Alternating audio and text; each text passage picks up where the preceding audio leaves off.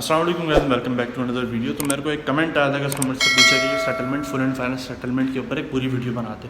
तो सबसे पहले हमें ये जानना ज़रूरी है कि फुल एंड फाइनेंस सेटलमेंट होती क्या है। फुल एंड फाइनेंस सेटलमेंट वो होती है कि जैसा कि आपने किसी एक बंदे ने आपको पैसे दिए कि उसने बोला कि मुझे वापस दे दी इतने महीने में, यानी कि आपकी एक बातचीत हो गई कि भाई इतने महीने के अंदर अगर मैं ये फुल एंड फाइनेंस सेटलमेंट करूँगा तो मेरा सब क्लियर हो जाएगा, इसके आगे मुझे कुछ भी करने की ज़रूरत नहीं पड़ेगी। तो अभी क्या होता है कि अब ये आपने डेफिनेशंस की समझ ली कि अब सेटलमेंट किस टाइप की होती है और कितने महीने पे मिल जाती है और क्या क्या अमाउंट इस पर डिस्काउंट मिलता है या नहीं। तो मैं आपको बता देता हूँ, सेटलमेंट दो टाइप की होती है। एक होती है नॉर्मल सेटलमेंट जिस पे आपको डिस्काउंट मिल जाता है, और एक होती है लॉन्ग टेन्योर यानी कि ईपीवी भी यानी ईजी पेमेंट प्लान भी कहलाता है, रीस्केड्यूल भी कहलाता है और रीस्ट्रक्चर भी कहलाता है। ये सेकंड सेटलमेंट के लिए हवाले से मैं आपको बता रहा हूँ।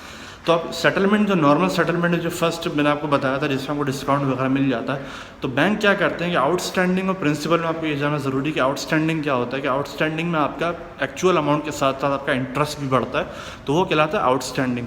और प्रिंसिपल अमाउंट वो होता है जो प्रिंसिपल आपने एक्चुअल यूज़ किया हुआ है। बहुत सारे बैंक प्रिंसिपल के ऊपर भी इंटरेस्ट चार्ज करते हैं और बहुत सारे बैंक प्रिंसिपल पे इंटरेस्ट नहीं चार्ज करते।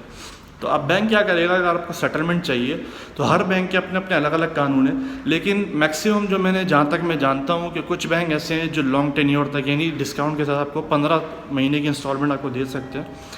तो अब क्या होता है कि वो आपको प्रिंसिपल पे आपको डिस्काउंट देके आपकी अगर, लेकिन ये अमाउंट पर डिपेंड करता है। ज़रूरी नहीं है अगर आपका अमाउंट 10,000 है वो आपको 15 महीने की ऐसे नहीं देंगे, वो हद से ज़्यादा आपको 6 महीने की दे देंगे, 8 महीने की दे देंगे मैक्सिमम, या तो 10 महीने की एक्सीड कर लेंगे और हद से हद 12 भी कर देंगे अगर बैंक अच्छा है तो क्या है कि अगर बैंक कोऑपरेटिव होगा तो आपको दे देगा सेटलमेंट डिस्काउंट के साथ प्रिंसिपल अमाउंट पे आपके जो आपने एक्चुअल यूज़ किया था।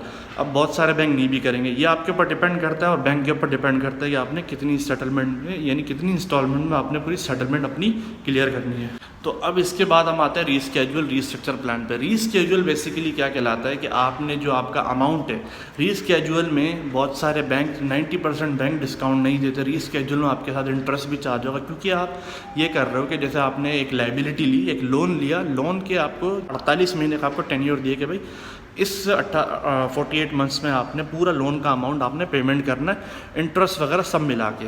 तो रीस्केड्यूल वो होता है कि आपने अपनी इंस्टॉलमेंट शुरू से शुरू करनी है, यानी from beginning you have to start your instalment.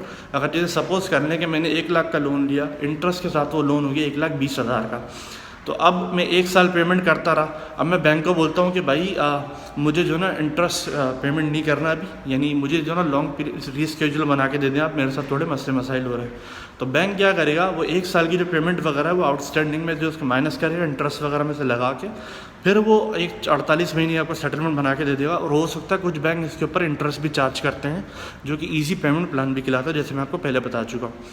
तो इसके ऊपर इंटरेस्ट भी चार्ज होता है। बहुत सारे बैंक सिर्फ आउटस्टैंडिंग जो ऑलरेडी इंटरेस्ट चार्ज हुआ हुआ आपको उसके ऊपर भी सेटलमेंट आपको दे देते हैं। तो इस हवाले से आप लोग अपनी सेटलमेंट वगैरह या रीस्ट्रक्चर या तो रीस्केड्यूल या तो इजी पेमेंट प्लान आप अपने लिए ले सकते हैं, जिसमें आपको पॉसिबिलिटी है, जिसमें आप अपने आप को क्लियर कर सकते हैं इन चीज़ों से। तो इस वीडियो को अपने दोस्तों के साथ शेयर करें जिन जिन लोगों को इस हवाले से नहीं पता, ताकि उन लोगों की नॉलेज हासिल हो जाए और वो लोग भी इस चीज़ से फ़ायदा उठा सकें। तो ये वीडियो मेरी डिटेल में भी मौजूद है, मेरी स्टार्टिंग की यूट्यूब की वीडियो में आप सर्च कर लीजिएगा। मुझे शायद 5वीं या 6वीं मैंने वीडियो बनाई थी कि क्या होती है। तो इस हवाले से आप अपनी पूरी डिटेल्ड वीडियो, और अगर डीप में जाना चाहते हैं इस हवाले से, तो आप वो भी वीडियो देख लें तो आपके लिए आसानी हो जाएगी। तो इंशाल्लाह मिलते हैं अगली वीडियो में, तब तक के लिए चैनल को सब्सक्राइब कर देना। Thank you so much. अस्सलाम वालेकुम।